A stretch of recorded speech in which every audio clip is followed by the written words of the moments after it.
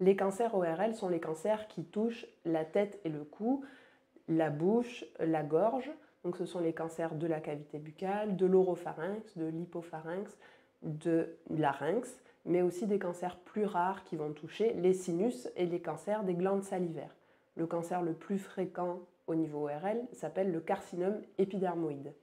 Il touche un peu plus les hommes que les femmes et survient dans la plupart du temps chez des patients âgés de plus de 50 ans.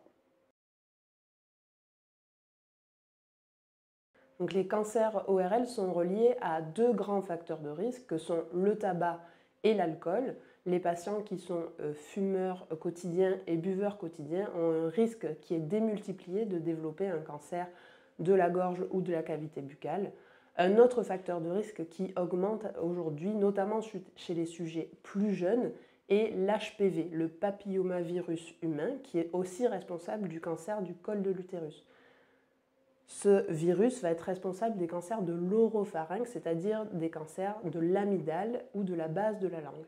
Et on peut prévenir la survenue de ces cancers avec la vaccination qui est aujourd'hui recommandée chez les adolescents en prévention de l'arrivée de ce cancer. Et on pense pouvoir éviter près de 2000 cancers de l'oropharynx par an en France avec cette vaccination.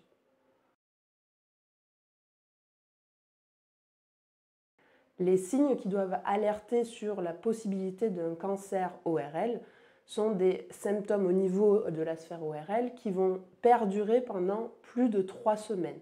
Ça peut être la sensation de douleur dans la gorge, un mal de gorge, comme une angine, un aphte qui persisterait, une boule au niveau de la langue ou au niveau des joues, une gêne pour avaler, une gêne pour respirer ou une sensation de nez bouché, ou encore l'apparition d'un saignement.